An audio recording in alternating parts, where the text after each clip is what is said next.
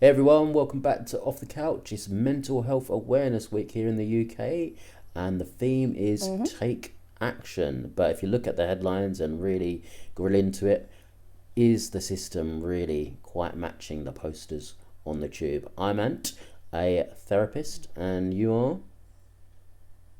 I'm Shelly, also a therapist. So you're a therapist this week, not a psychotherapist, not a counsellor, just a straight up therapist. No, just a therapist this week's what I normally go by. I'm not being provocative. Fair enough. But yeah, Mental Health Awareness Week, what do you reckon? Do you think it's a good thing? Is it a fad? Does it get people talking? Or what's your opinion of these kind of weeks? I mean, I like it. I'm all for awareness, and particularly around mental health. As you know, it's always been a topic that we've not talked enough about. And in particular, it comes up time and time again in the UK about men's mental health and male suicide rates as well. So I think it's a really important one that we do need to talk about.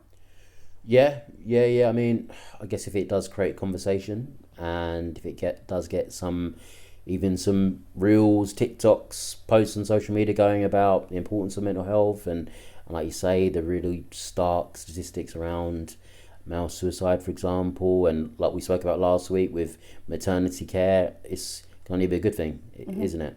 Because and like we've said before as well, I think that we need to move past that awareness bit because people aren't realising just the crisis kind of that we're under. So as a therapist, you're saying the UK is in a mental health crisis. Is that what you're really saying?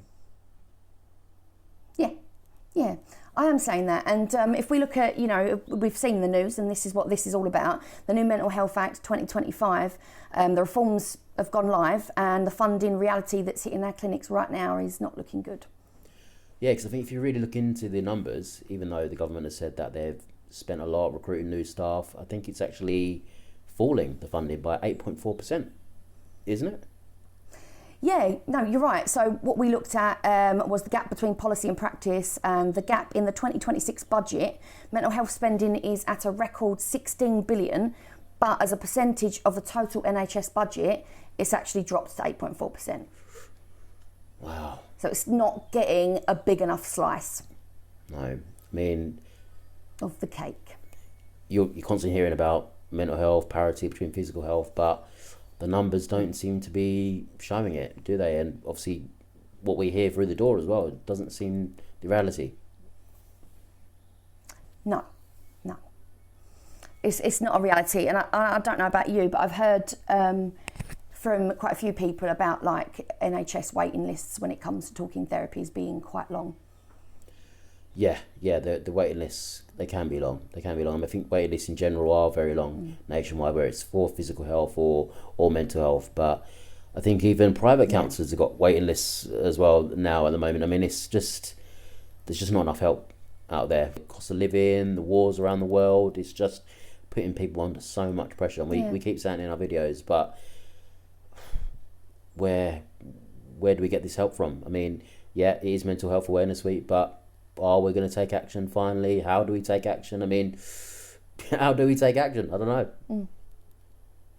Yeah, no, you're right. How do we? They're saying that it's a record 16 billion, but how do we increase that, or how do we increase the percentage that the NHS are spending? I mean, can the NHS increase that?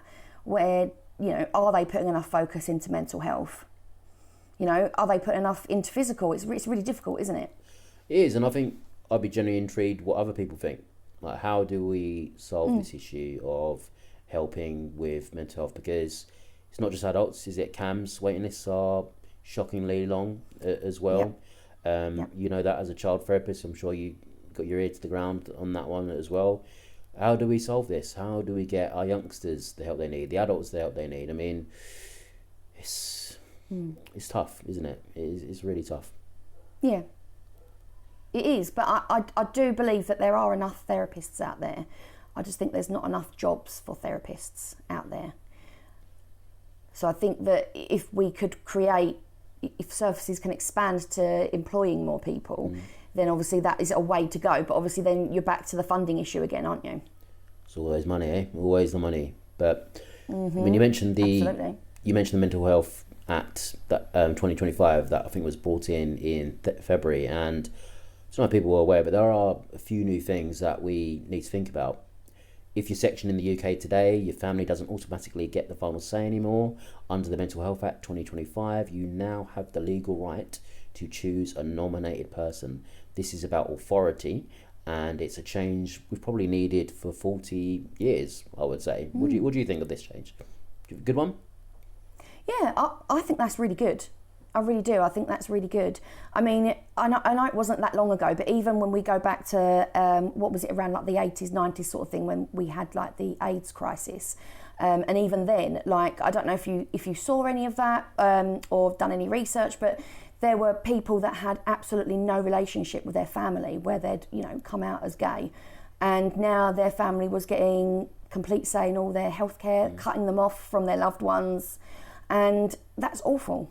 That's absolutely awful. So I don't think, it's right that the family should get the say, especially if they are estranged. So I think it's a real good thing, and I think it's empowering for that person to kind of take care of their own well-being in that way. Yeah, and I know there's a lot of controversy about sectioning and what it takes to get it and things, but I think this has been a change that has needs come for a very long time, because like you say, it shouldn't just be a blanket rule where the family gets the say in such an important thing. It's someone's liberty, it's someone's freedom, isn't it? I mean, it's huge. Yeah, absolutely. It's their entire life, right? Their entire life. It really is. It really is. And just because they are going through a crisis, if they've got capacity, which capacity is I know it's a grey area, but yeah, having that right to choose is it's going to be a big thing, and I'm very pleased that has been brought in with the latest act in regards to Mental Health Act.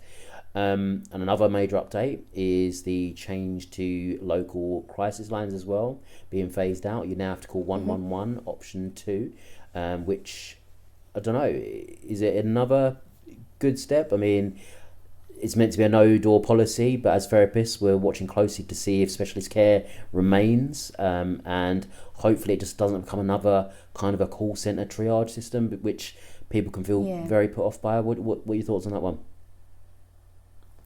I mean, I think it would be great if we could actually hear from some people that, go through this and call that number. That would be fantastic. Even if, anonymously they want to drop us a comment or, something like that, because I think that could be really useful for us as therapists to try and get it firsthand, what it's like for people calling that number. I guess, like you say, my concern is that it's very call centre, and it's not focused enough on the patient and the patient care, or client care in that situation. I think face-to-face would be better. I don't know how I feel. I'm feeling very reserved. On the fence. I am, yeah. I'm not sure if it's a good idea or not. Yeah, I mean, I speak to plenty of people that call the crisis numbers, and I think it really is the luck of the draw, isn't it? Some people get really disappointing care at the other end of the line, and others get really, really good assistance when they do reach out, because let's face it, if you're ringing a crisis number, you're in desperation, and it's a brave thing to do as well, isn't it? Pouring your heart and soul into a stranger at the other end of the line. So it's really important that they get this right. Yeah, absolutely. And I guess that's one of my fears. If we're not getting the right people for those roles, the risk there that if that person's not getting the right support, if they then do harm themselves, I guess that's something that I worry about. If the care's not there, are we going to see an increase in people harming themselves? Yeah, and local versus national, does that sound a good thing in regards to crisis lines?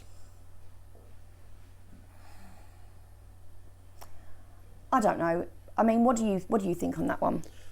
Proof's in the pudding for me. Proof's in the pudding. I mean, I always think it's nice to have localised care, but if it is universal treatment across the country and it's well thought out and considered, then I'm hopeful that it will be a good thing. But proof's in the pudding. Yeah, and you're right, and I think it comes back to that, doesn't it? We need to see some results. So it'd be fantastic if people could share some results with us, wouldn't it? We, as always, would appreciate your comments. What's your experiences been like with crisis lines? Have you used them before? what was the care like? We'd generally like to hear. And so, yeah, Shel, as it is Mental Health Awareness Week, I think it'd be nice to end on, I don't know, a positive note or a tip. What would be one tip you would give someone watching this right now? I'll give one and maybe you can give one. Any ideas what you'd say to someone? one of the things that comes to mind for me is quite often that people are forgetting about self-care and looking after themselves.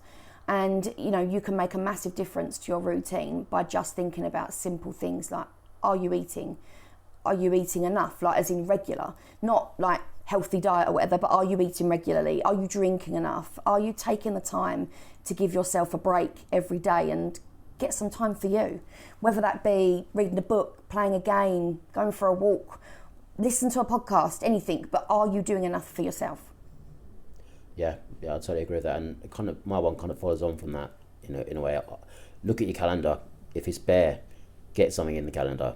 Yeah, think about something for you, something to look forward to, because I don't know about you, but I think we always need something to look forward to, even if it's going to the cinema, going for a walk in the woods, or a bit of TLC, going to the salon. I think having something in the diary, something physical, something tangible, can really give you a lift. So that would be my tip. Don't have a bare calendar.